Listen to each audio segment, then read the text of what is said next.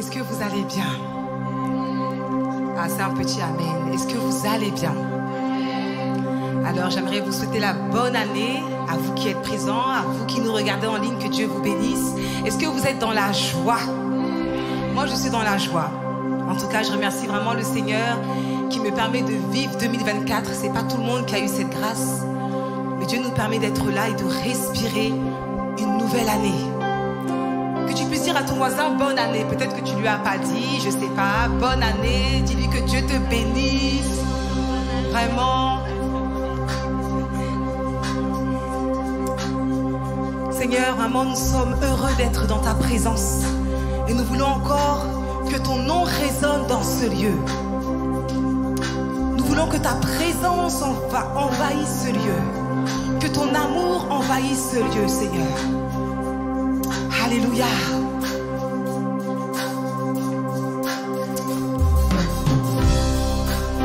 Tu peux l'acclamer. Tu peux taper des mains, danser dans sa présence.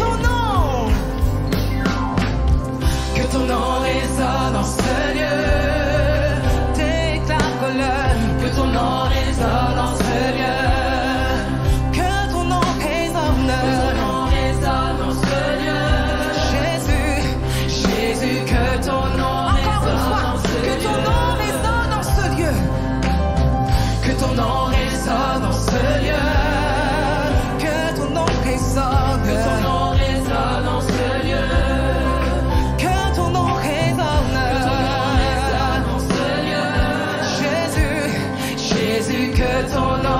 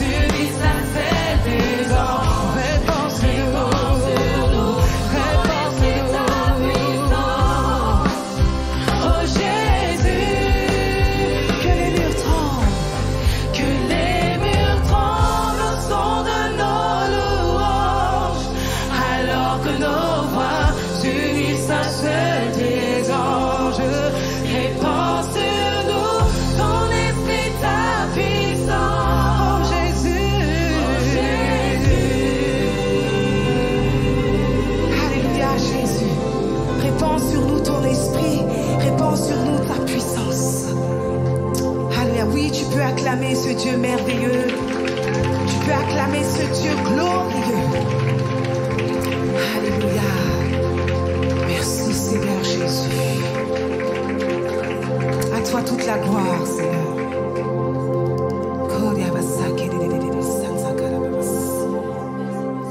Sois élevé, sois béni encore.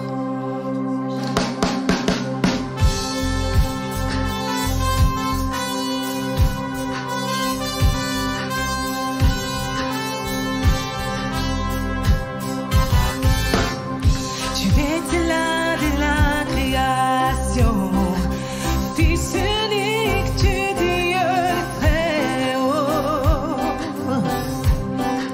Le mystère de ta gloire révélé en toi, Christ, notre Sauveur. Oh, ce nom est si merveilleux, oh, ce nom est si merveilleux, le nom de Jésus, Christ, mon roi. Oh, ce nom est si merveilleux, sa beauté sans pareil. Oh, ce nom est si merveilleux. Est-ce que tu peux le dire encore? Oh, ce nom est si merveilleux. Oh, ce nom est si merveilleux. Il est. Oh, ce nom est si merveilleux. Merveilleux. Le nom de Jésus, Christ, mon roi. Oh, ce nom est si merveilleux. Sa beauté sans pareil. Oh, ce nom est si merveilleux. Le nom de Jésus. Tu n'as pas voulu laisser sans nous. Alors Jésus, tu es venu. Ton amour a vaincu mon péché. Rien ne peut nous séparer. Oh, ce nom est si glorieux. Oh, ce nom est si glorieux. Le nom de Jésus. Le nom de Jésus. Ton nom est glorieux, Seigneur. Oh, ce nom est si glorieux. Sa beauté sans pareil. Oh, ce nom est si glorieux. Chante-le encore une fois. Oh, ce nom est si glorieux. Oh, ce nom est si glorieux. Tu es glorieux, Seigneur. Ce nom est si glorieux dans tout ce que tu fais. Le nom de Jésus, Christ, mon roi. Oh, ce nom est si glorieux. Sa beauté sans pareil. Oh, ce nom est si glorieux. Le nom de Jésus.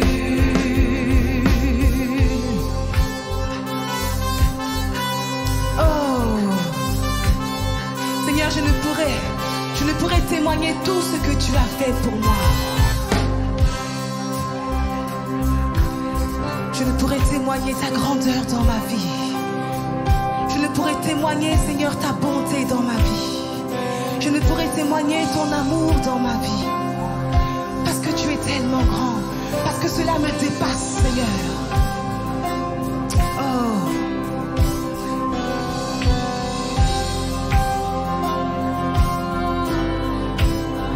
Alléluia, Jésus.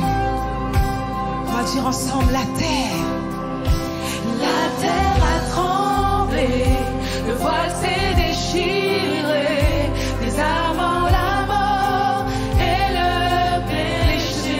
Chante ta gloire. Les cieux chantent ta gloire, l'écho de ta victoire, car tu es le roi, ressuscité. Tu es sans rival, tu es sans égal, tu es sans égal.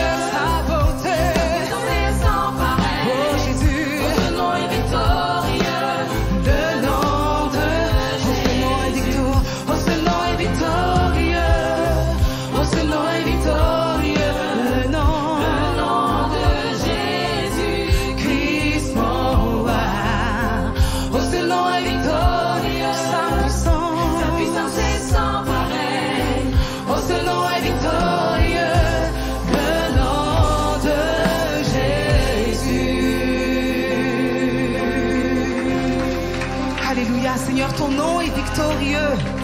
C'est ton nom qui me donne la victoire dans mes épreuves.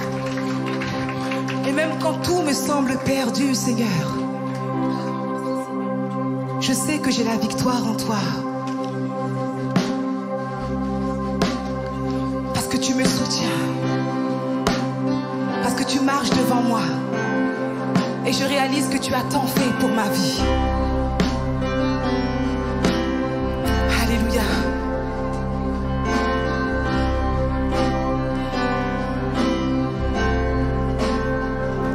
Jésus.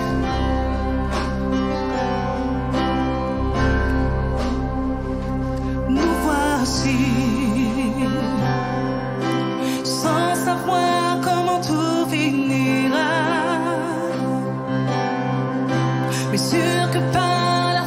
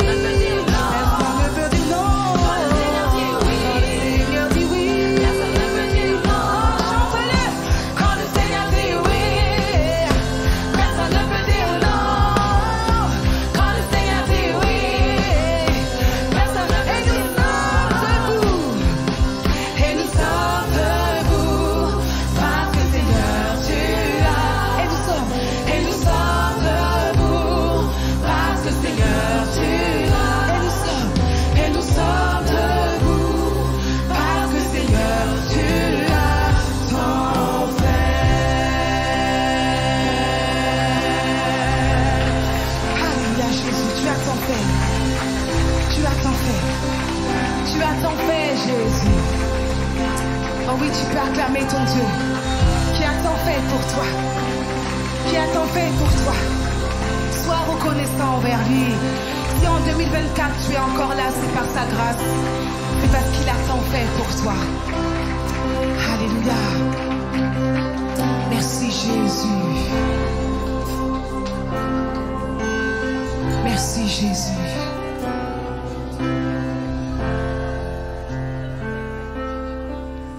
Et nous sommes debout parce que Seigneur tu as. Et nous sommes debout parce que Seigneur tu as. Si je suis debout, c'est parce que Jésus a tant fait pour moi. Si je suis debout, c'est parce que Jésus a tant fait pour moi.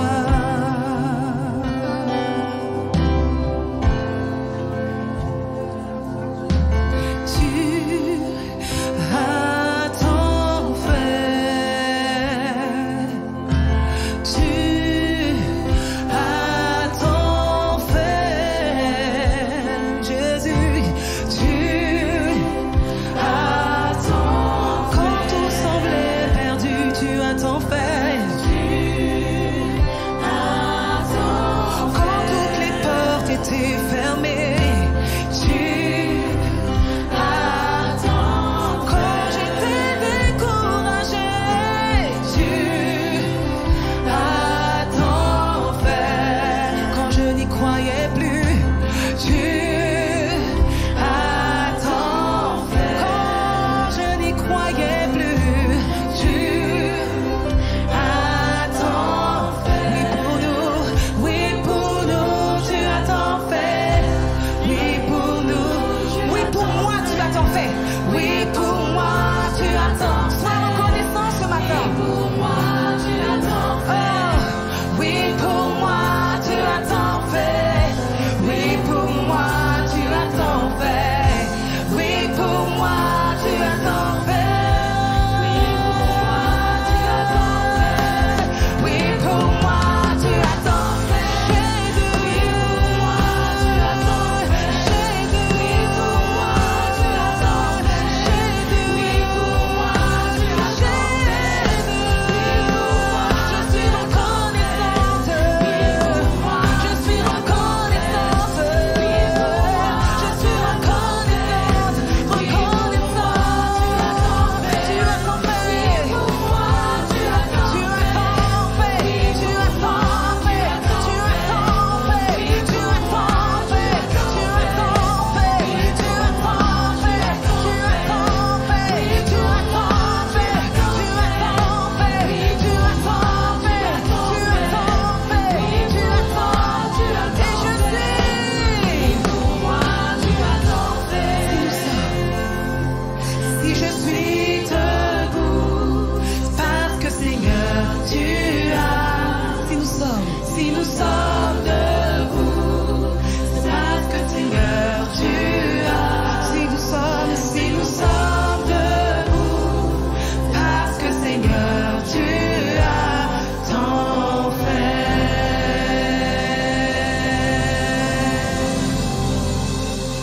Merci Seigneur. Que chacun d'entre nous, nous soyons reconnaissants. Et même pour les choses que tu n'as pas encore vues s'accomplir, dis-lui merci d'avance. Et crois que le Seigneur est en train de tout préparer dans le secret. Sois reconnaissant envers ton Dieu, même pour les choses que tu ne vois pas. Car Dieu est fidèle. Dieu est fidèle. Je t'aime Seigneur. Tu ne m'as jamais abandonné. Toute ma vie est dans le creux de tes mains. Quand le soleil vient se lever jusqu'à son coucher, je chanterai la bonté de Dieu.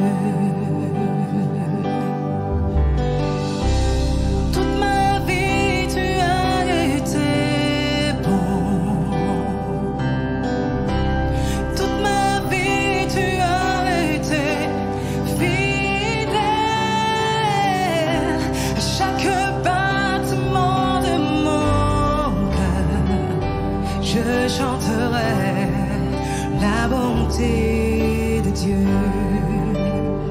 J'aime ta voix. Dans le feu, tu conduis mes pas.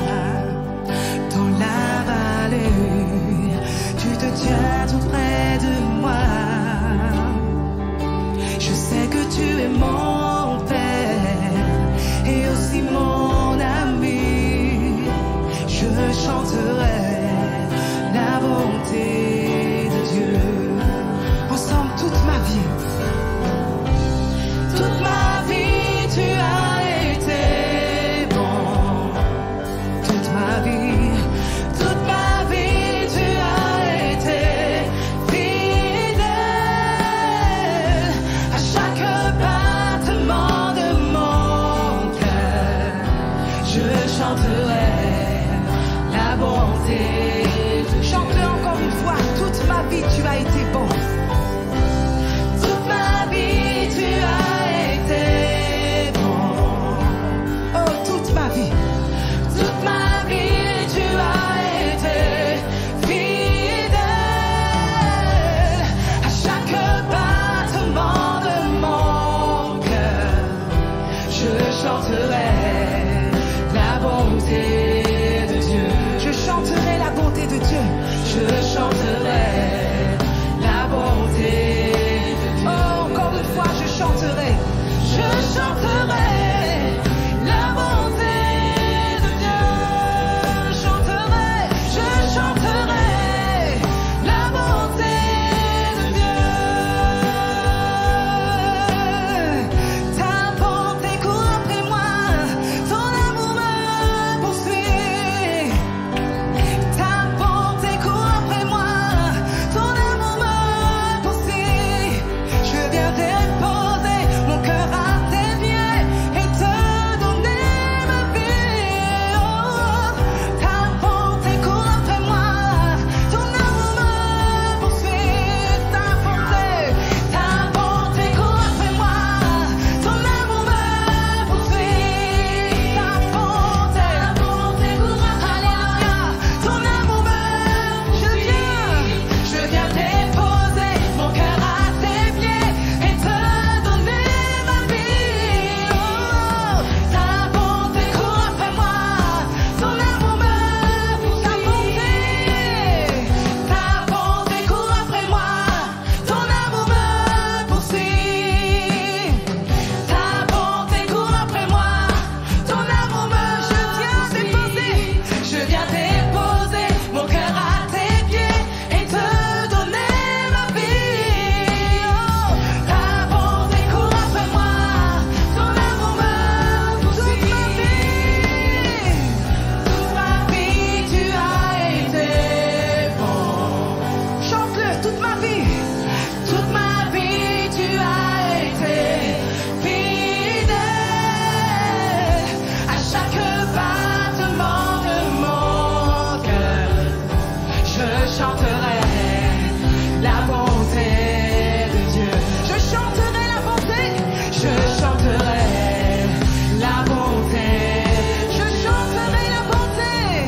Je chanterai la bonté de Dieu. Je chanterai la bonté de Dieu.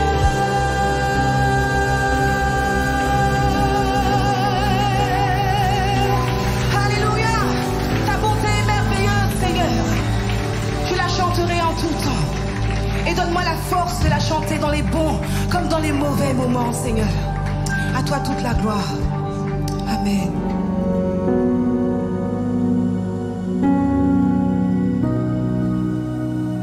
C'est vraiment des bons moments que nous passons ensemble, hein, grâce à Dieu. Amen. On va maintenant donc méditer sa parole et nous allons commencer par voir un passage qui se situe dans le psaume 32. Le psaume 32 à partir du verset 1er. Psaume 32 à partir du verset 1er. Je vous laisse le temps de trouver le passage si vous le cherchez dans votre Bible. Par ailleurs, ça va s'afficher aussi sur l'écran, c'est bien. Comme ça, on peut suivre dans de bonnes conditions. Donc, psaume 32, verset 1er. De David, c'est l'auteur du psaume. David a écrit beaucoup de psaumes, pas tous les psaumes, mais quand même il a écrit un peu plus que la majorité. Beaucoup de psaumes de David. Cantique. Ah, ce sont les paroles d'un chant. Heureux celui à qui la transgression est remise, à qui le péché est pardonné. Heureux l'homme à qui l'Éternel n'impute pas l'iniquité, et dans l'esprit duquel il n'y a point de fraude. Tant que je me suis tu, mes os se consumaient, je gémissais toute la journée. Arrêtons-nous là pour l'instant.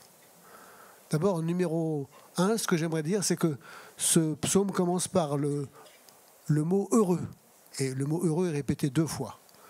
Et c'est vrai que la Bible déclare que Dieu aime les êtres humains. Et quand on aime quelqu'un, on désire que cette personne soit heureuse. Amen. Et lorsque nous sommes vraiment heureux, eh bien, c'est réjouissant pour Dieu. Et là, ici, c'est une expérience que le psalmiste a faite.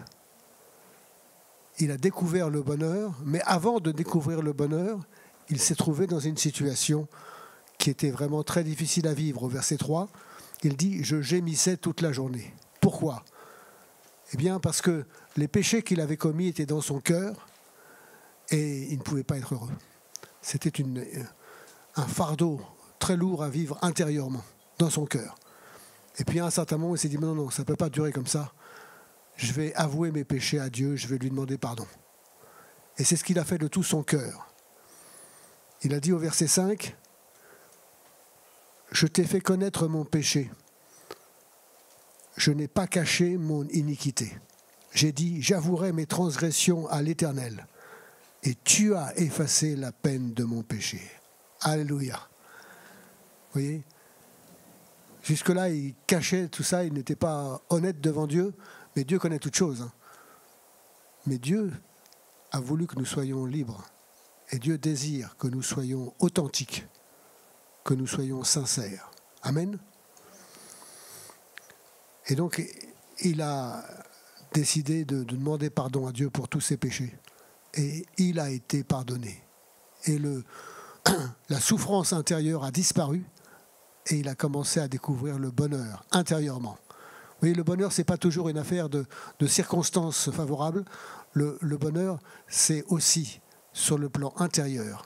Le fait que nous sommes pardonnés par Dieu et nous pouvons être en paix. Amen. Oh, la paix de Dieu, c'est merveilleux. Ça fait tant de bien intérieurement. Et je vous rappelle que Jésus, lors de la dernière soirée qu'il a passée avec ses disciples avant son arrestation et sa crucifixion, il leur a dit « Je vous laisse la paix. Je vous donne ma paix. » Amen. La paix que Jésus donne, c'est quelque chose de surnaturel, c'est quelque chose de merveilleux. Et c'est là pour remplir nos cœurs. Et c'était important pour les disciples d'entendre ça parce que eux, ils vivaient jour après jour avec Jésus pendant tout son ministère. Et là, Jésus, eh bien, il allait les quitter puisqu'il allait être arrêté et puis jugé injustement et puis condamné et crucifié. Donc, ça leur a fait beaucoup de bien d'entendre ça. Et non seulement ça, mais lorsqu'il leur a dit ces choses, Jésus leur a annoncé la venue du Saint-Esprit. Amen. Et le Saint-Esprit allait venir sur les disciples pour qu'ils soient en communion avec Jésus. On ne le voit pas, le Saint-Esprit, mais il est là, le Saint-Esprit. Et la Bible dit que celui ou celle qui croit vraiment en Jésus, qui s'est converti à Jésus, eh bien, devient le temple du Saint-Esprit. Le Saint-Esprit est en nous. Amen. On ne le voit pas, mais il est là. Et il est en nous. Et comment dire, c'est merveilleux de savoir ça. Et si dans la soirée qu'il a passée avec ses disciples avant son arrestation, il leur a parlé de la paix, après ça il leur a parlé de la joie. Il dit dans le chapitre suivant de l'évangile de Jean, je vous ai dit ces choses afin que ma joie soit en vous et que votre joie soit parfaite. Vous savez, Dieu ne donne pas à moitié, ne donne pas un peu, il donne tout ce qui convient, la totalité. Et vous voyez, dans un premier temps, on a besoin de recevoir la paix, c'est-à-dire que tous nos chagrins intérieurs, toutes nos souffrances intérieures disparaissent On a besoin de recevoir la paix. Et dans un deuxième temps, la joie. Et je pense que dans cette première partie de culte, avec la louange, j'ai l'impression qu'il y avait plusieurs personnes qui étaient vraiment dans la joie, avec tous ces chants de louange. Alléluia. La paix et la joie, ce sont vraiment des cadeaux de Dieu. Et notre vie intérieure, ça compte beaucoup. On va continuer maintenant avec... On reviendra tout à l'heure au psaume 32, mais on va continuer maintenant avec un passage qui se situe dans la première épître de Jean. Donc ça, c'est vers la fin du Nouveau Testament. Première épître de Jean, chapitre 1er, et nous allons lire à partir du verset 7.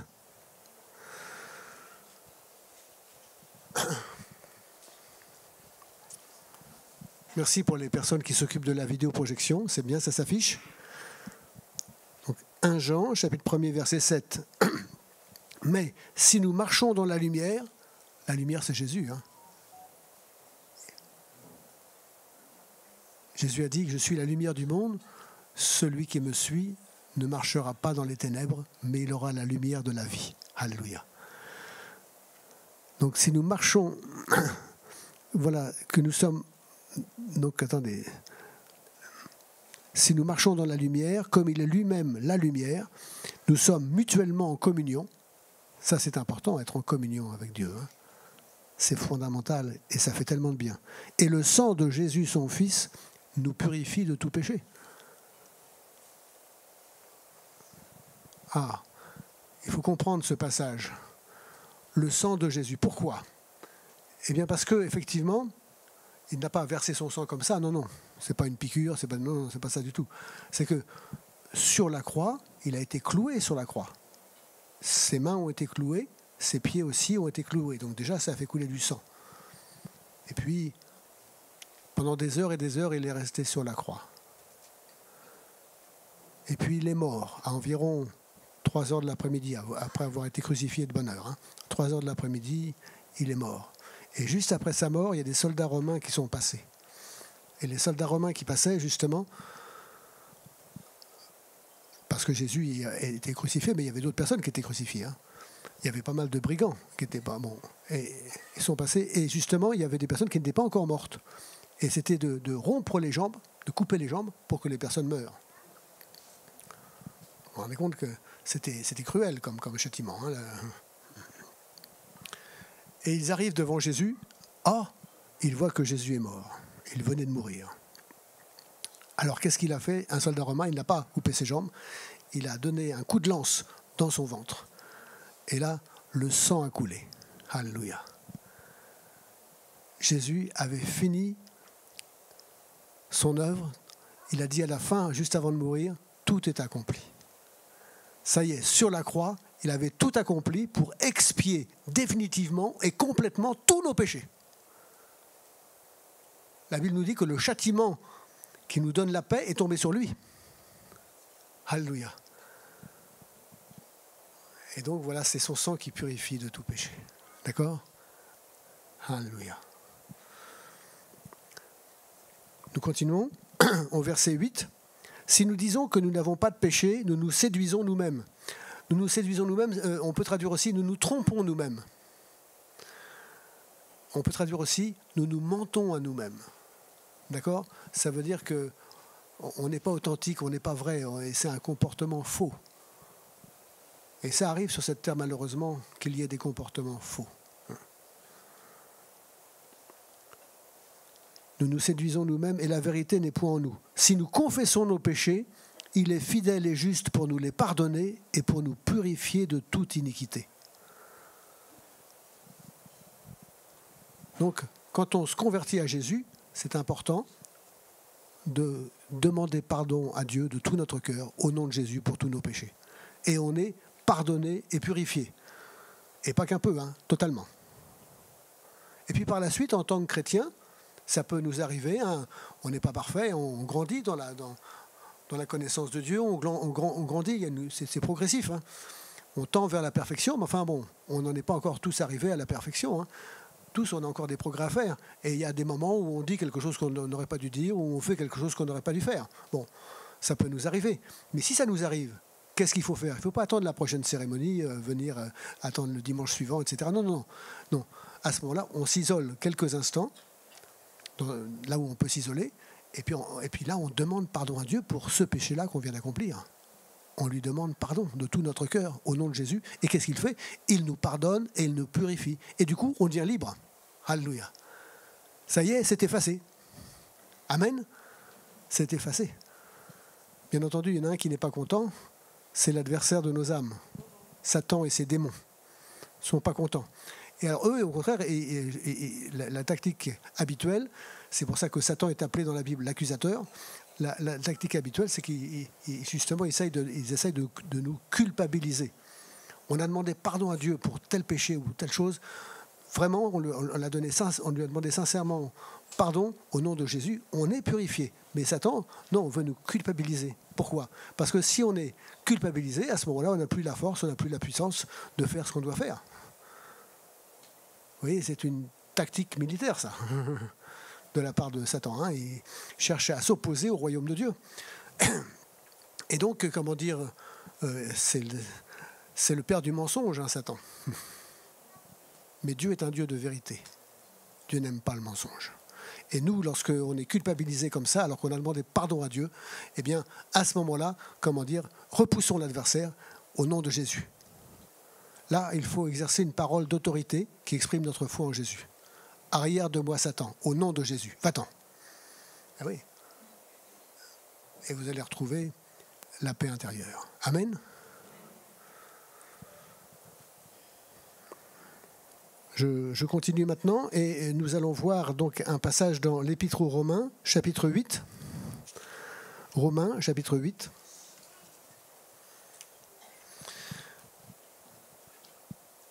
Romains, chapitre 8, verset 15. « Et vous n'avez point reçu un esprit de servitude pour être encore dans la crainte. »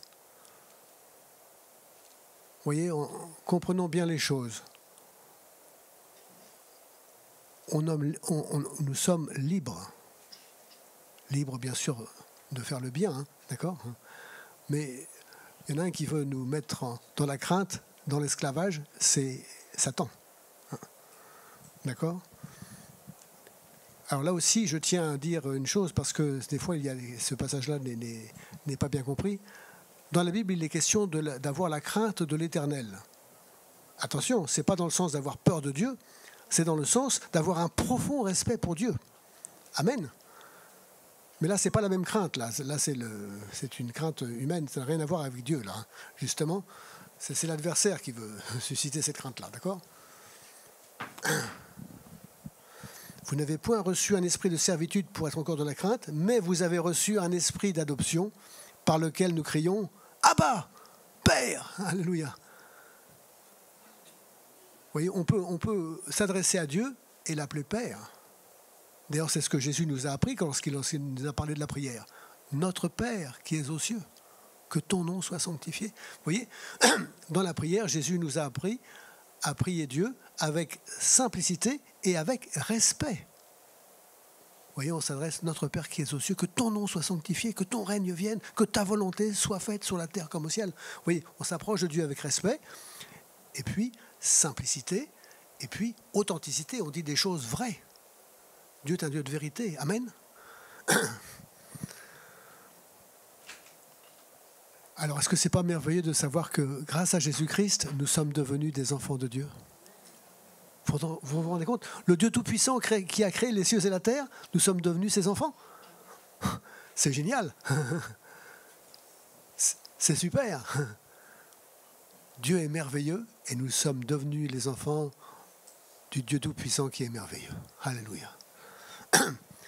Et au fur et à mesure qu'on grandit dans la foi en Jésus, eh bien on est de plus en plus transformé à son image.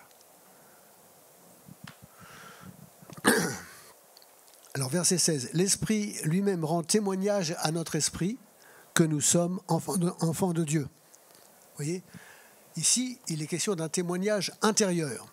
Le Saint-Esprit, on ne le voit pas, mais il est présent. Et il rend témoignage à notre esprit, c'est au-dedans de nous. Au-dedans de nous.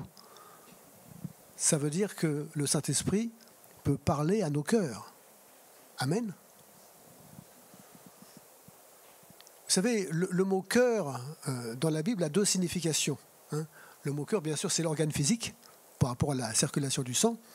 Mais il y a la deuxième signification, le cœur, c'est le centre de la vie intérieure. Là, ce n'est pas un organe physique. C'est le centre de notre vie intérieure. Tout ce qu'on pense, tout ce qu'on ressent, etc. Ça, c'est notre cœur. Amen. Amen. Et on est appelé d'être de plus en plus et de mieux en mieux à l'image de Dieu. Être des êtres humains selon son cœur. Amen. Alléluia. L'Esprit lui-même rend témoignage à notre esprit que nous sommes enfants de Dieu. Et c'est vrai que dans notre piété personnelle, c'est bon de parler à Dieu, mais c'est bon aussi de prendre des moments de silence, on s'approche de lui et on se confie en lui pour nous parler. Peut-être qu'on va ouvrir notre Bible, il y a tel passage de la Bible, etc. Ou peut-être qu'il va nous dire quelque chose dans notre cœur, un conseil pratique. Vous voyez, on s'attend à lui pour nous parler. Amen. Dieu a voulu que le Saint-Esprit soit en nous. Alors, cultivons notre relation avec Dieu. Je reviens au psaume 32, verset 8 maintenant. Donc le psaume que nous avons commencé à lire tout à l'heure, et maintenant nous arrivons au verset 8. Et c'est Dieu qui parle dans le verset 8. C'est Dieu qui parle, qui dit « Je t'instruirai et te montrerai la voie que tu dois suivre. » Amen. « Je te conseillerai, j'aurai le regard sur toi. » Alléluia. Vous voyez, on a besoin d'instruction, on a besoin de conseils. Et c'est ce que Dieu veut nous donner, les deux choses. L'instruction, c'est l'enseignement de la parole de Dieu sur tout ce que nous devons connaître par rapport au royaume de Dieu, par rapport à Dieu lui-même. Hein? Quand on commence à découvrir l'Évangile, il y a tellement de choses à découvrir. D'accord? On a besoin de son enseignement, on a besoin de son instruction. Et puis, on a besoin aussi de conseils pratiques par rapport à notre vécu quotidien. Hein? Les uns et les autres, on a un seul emploi du temps. On ne peut pas être à plusieurs endroits en même temps. On ne peut pas faire plusieurs choses en même temps. D'accord? Donc, il y a des choix à faire. D'une part, il faut choisir entre le bien et le mal. Choisissons le bien. Mais d'autre part, parmi les bonnes choses, on ne peut pas faire toutes les choses bonnes à la fois. Ce n'est pas possible. Donc, il faut choisir. Ah, non, maintenant, c'est ça que je dois faire. Ah, puis ce sont des bonnes choses, mais on ne peut pas tout faire en même temps. Et puis, à certaines fois, on dit, ah, non, là, je ne peux pas, excuse-moi, est-ce que tu peux me remplacer parce que là, je ne peux pas faire ça. Je suis en train de faire ceci, d'accord? Oui, donc il y a des choix à faire. Il y a des choix à faire dans notre emploi du temps, d'accord? Sur le plan humain, vous ne pouvez pas avoir à la fois un rendez-vous chez votre médecin et puis en même temps, aller travailler. C'est pas possible. Donc il y a un choix à faire, hein, d'accord? Donc, nous avons besoin de la sagesse de Dieu. Amen. Pour faire de bons choix. Ok? Et c'est important aussi sur le plan relationnel. On ne peut pas connaître tout le monde en même temps. On ne peut pas avoir des entretiens avec tout le monde en même temps. Non, on a besoin d'avoir, par moment, c'est par rapport à telle personne, à tel autre moment, c'est une autre personne, etc. D'accord? Donc, dans notre relationnel.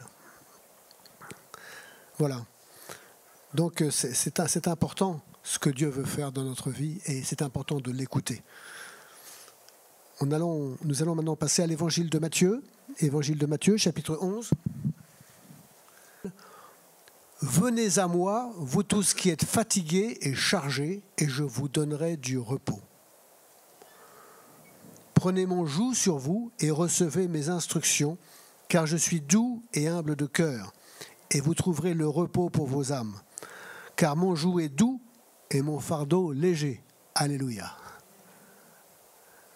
Vous voyez, numéro 1, ce qu'il faut faire, c'est s'approcher de Jésus, se tourner vers lui et se confier en lui. Ça, c'est la base de notre conversion.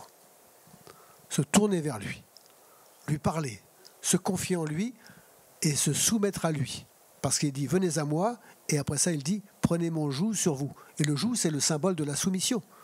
C'est-à-dire que Jésus est notre Sauveur et notre Seigneur. Amen. On se soumet à Jésus. Je me souviens, lors de ma conversion à Jésus, il y a quelques années de cela, j'avais 24 ans à l'époque, et peu de temps avant ma conversion, alors que j'étais en train de découvrir ce qu'il y a l'Évangile, peu de temps avant, j'avais rencontré un frère noir américain, parce qu'à l'époque, j'étais aux États-Unis, c'est là où j'habitais à l'époque. Et ce frère noir américain m'avait expliqué que lui, quelques années auparavant, c'était 3 ans auparavant, je crois, il y avait beaucoup de combats spirituels en lui, etc., parce qu'il avait été exposé à la parole de Dieu, mais pas complètement convaincu, enfin bref, toutes sortes de choses. Et puis, à un certain moment, il s'est tourné vers le Seigneur Jésus. Il lui a dit, « Oh, please, Lord, take over. S'il te plaît, Seigneur, prends le dessus. Dirige. » Alléluia. Et à ce moment-là, la paix est venue dans son cœur. Et ensuite, il a découvert vraiment, il est rentré dans le plan de salut de Jésus. Amen. Et donc c'est ça, se soumettre à Jésus. C'est de lui dire, bon, Seigneur, gouverne mon cœur, gouverne ma vie. Amen. Alléluia. Et c'est ce que j'ai fait comme prière. Et moi aussi, à ce moment-là, la paix est venue dans mon cœur. Alléluia. Je me suis senti libre. Et par la suite, j'ai demandé pardon à Dieu pour tous mes péchés au nom de Jésus. Quel soulagement. J'ai été pardonné, purifié. Et par la suite, bien sûr, je me suis préparé pour le baptême. Hein. Vous voyez ? Mais c'est ça. Vous voyez, la vie chrétienne, ça commence par le fait de venir à Jésus, de se confier en lui et de se soumettre à lui. Et puis après c'est notre vécu quotidien qui change. On est renouvelé. Et dans notre vie, à ce moment-là, on va le suivre. Mais on va le suivre dans un bon état d'esprit. Et vous savez, Jésus est un maître merveilleux. Il est tout puissant, il pourrait être dur, sévère. Non. Il n'est pas arrogant, pas du tout. Il a dit, je suis doux et humble de cœur. Oh, le roi des rois, le seigneur des seigneurs, il est doux et humble de cœur. Hey, c'est fantastique. Amen. C'est fantastique. Et donc, on s'épanouit quand on est avec Jésus comme notre Sauveur et Seigneur. C'est pas un esclavage, non, pas du tout. Non, il est tellement merveilleux, notre Seigneur. Amen.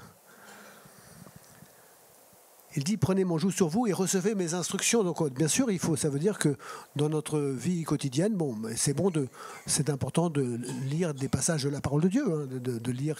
C'est important de continuer à se nourrir de la parole de Dieu, c'est important, d'accord ? Et puis il dit, je suis doux et humble de cœur, et vous trouverez le repos pour vos âmes. C'est le désir de Dieu, que nos âmes soient en paix. Vous savez, que ce soit l'activisme, que ce soit les souffrances, que ce soit les inquiétudes, que ce soit les angoisses, c'est très dur à vivre pour notre âme. Notre âme souffre et elle est fatiguée.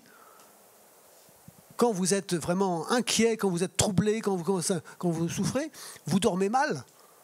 Et on a besoin de repos. Et Jésus a dit, venez à moi, vous tous qui êtes fatigués et chargés, et je vous donnerai du repos. Amen. Alléluia. Et il termine en disant, au verset 30, car mon joug est doux. C'est-à-dire qu'il sait nous conduire notre vie d'une manière agréable, d'une manière douce. Amen. C'est pas un tyran. Non. C'est un maître doux et humble. Alléluia. Il nous respecte. Il nous aime. Car mon joug est doux et mon fardeau léger. Il y a des choses à faire, il y a des choses à dire, il y a des choses à faire, mais ce n'est pas non plus monumental. Et en plus, quand c'est un peu plus chargé, il y a le Saint-Esprit qui va venir nous aider. Amen. Vous savez, avec Jésus, nous sommes appelés à mener une vie équilibrée. Alléluia. Regardons maintenant un passage dans la 2e épître à Timothée. 2 Timothée 1, verset 7. Car ce n'est pas un esprit de timidité que Dieu nous a donné. Au contraire, son esprit, c'est-à-dire le Saint-Esprit, nous remplit de force, d'amour et de sagesse. 3 qualités qui viennent du Saint-Esprit en nous. La force. Le Saint-Esprit renouvelle nos forces, nous donne de la force. Amen. L'amour. Vous savez que la Bible nous dit que Dieu est amour. L'amour. On est rempli d'amour pour Dieu, pour notre prochain et pour nous-mêmes. Amen. On est appelé à aimer notre prochain comme soi-même. Ça veut dire que si tu ne t'aimes pas, tu ne peux pas aimer ton prochain. D'accord ? Non.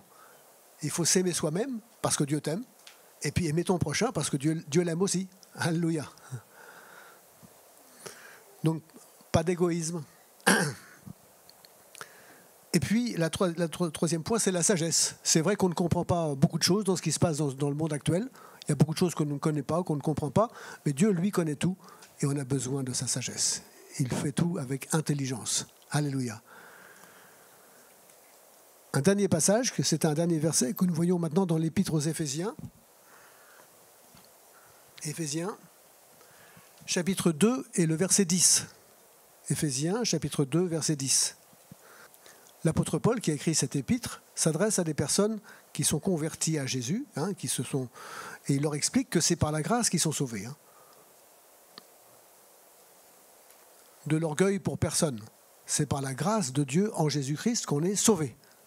Et pour ça, il a fallu que Jésus souffre pour expier tous nos péchés sur la croix. Donc cela ne vient pas de vous, c'est le don de Dieu. Et puis il dit au verset 10, « Car nous sommes son ouvrage, ayant été créés en Jésus-Christ pour de bonnes œuvres, que Dieu a préparées d'avance afin que nous les pratiquions. » Donc Dieu a un plan pour notre vie. La base, c'est que nous rentrions dans son plan de salut en Jésus. Et une fois que nous sommes rentrés dans son plan de salut, deuxième chose, c'est que nous pratiquions des bonnes œuvres, que nous fassions du bien. Amen. Dieu est bon et il aime faire du bien. Et on ne peut pas tout faire. Heureusement qu'il y a des millions et des millions et des millions de chrétiens sur la terre. On ne peut pas tout faire, heureusement. Donc, Dieu a un plan spécifique pour chacune de nos vies. Pour de bonnes œuvres que Dieu a préparées d'avance. Ah, Dieu les a préparées d'avance. Dieu a préparé le terrain pour nous. Amen. Donc c'est important de vivre en communion avec Dieu et de chercher sa direction, de lui demander de nous aider à faire les bons choix. Amen. Et puis quand on est engagé dans une œuvre, d'être fidèle dans cette œuvre-là. Alléluia. Afin que nous les pratiquions. C'est vrai que dans la Bible, la paresse n'est pas une qualité. C'est un défaut. On est appelé à être actif pour le Seigneur. Bien entendu, pas suractif, pas tout le temps. Non, il y a un équilibre à trouver. Il y a une sagesse dans ce que Dieu nous demande, d'accord ? Mais quand même, on n'est pas appelé à être inactif, d'accord ? Non. Il y a des choses à faire et faisons-les, toutes ces choses, pour le Seigneur. Amen. Voilà les choses que j'avais à cœur de partager avec vous. C'est que vraiment, Dieu a un plan pour notre vie. Numéro 1, que vraiment on s'approche de Jésus, que vraiment on se confie en lui et qu'il devienne notre Sauveur et notre Seigneur. Numéro 2, au moment où on découvre Jésus, de demander pardon à Dieu pour tous nos péchés au nom de Jésus et être convaincu que, comme le dit sa parole, on est pardonné et tous nos péchés sont effacés. Le pardon de Dieu est réel. Amen. Et complet. Pourquoi ? Parce que Jésus sur la croix a expié tous nos péchés complètement et définitivement. Alléluia. Deuxième chose, c'est qu'après ça, nous sommes appelés à suivre Jésus-Christ, à l'écouter et le suivre. Donc ça doit avoir de l'impact sur notre vie quotidienne. Déjà au niveau de notre piété personnelle, de notre connaissance de la parole de Dieu, de nos prières, et puis notre comportement avec les autres, et puis ce que nous faisons comme activité. Voilà, donc... Et puis, numéro 3, je dirais que par ailleurs, celui ou celle qui croit en Jésus-Christ a la vie éternelle. Alléluia. Pour nous, le jour où nous allons mourir sur cette terre, ce n'est pas un terminus, c'est un passage. On va vivre quelque chose de merveilleux dans le ciel avec notre Sauveur. Amen. La Bible dit que celui ou celle qui croit en Jésus a la vie éternelle. Est-ce qu'il n'y a pas de... On peut être reconnaissant au Seigneur, vraiment. On peut être reconnaissant. Voilà. Prions quelques instants maintenant. Ô Père Céleste, merci pour ta grâce. Elle est merveilleuse, ta grâce, parce que tu es merveilleux. Merci pour notre salut. Merci pour la vie éternelle que tu nous accordes en Jésus-Christ. Merci pour ton instruction et tes conseils pratiques que tu nous donnes. Merci mon Dieu. Aide-nous à progresser dans tes voies, à aller de l'avant selon toi, les uns et les autres. Et s'il n'y a personne dans cette salle qui, pour l'instant, a confié sa vie à Jésus, je te prie de l'aider à maintenant se tourner vers Jésus et à se confier en lui. Ô Père Céleste, au nom de Jésus, je te le demande. Je te prie d'accorder à chacun d'entre nous les grâces particulières dont nous avons besoin par rapport à notre cheminement actuel. Accorde ces grâces particulières, s'il te plaît. Au nom de Jésus, je te prie, mon Dieu. Amen. Restons quelques instants dans le silence et pendant ces instants, que chacun puisse parler au Seigneur selon ce qu'il a reçu. Selon ce que vous avez reçu, vous vous exprimez devant Dieu, à voix basse bien sûr, mais que chacun puisse le faire maintenant, s'il vous plaît.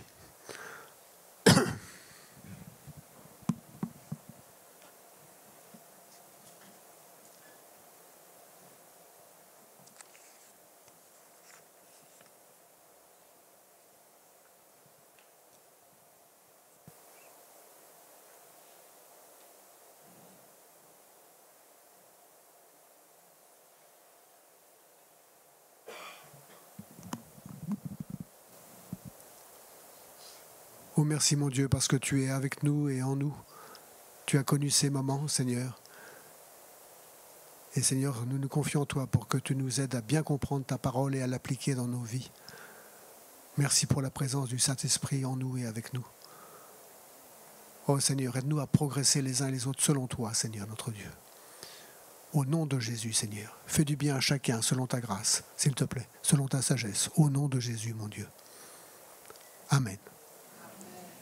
Merci pour votre écoute.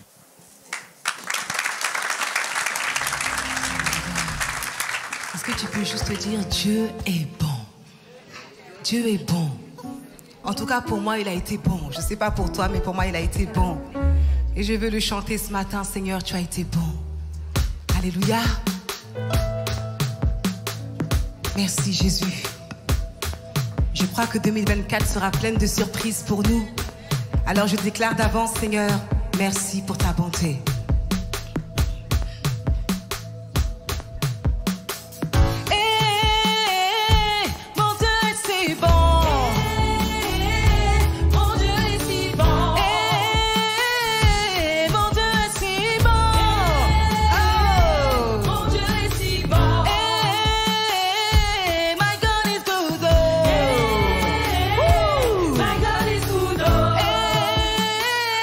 My God is good.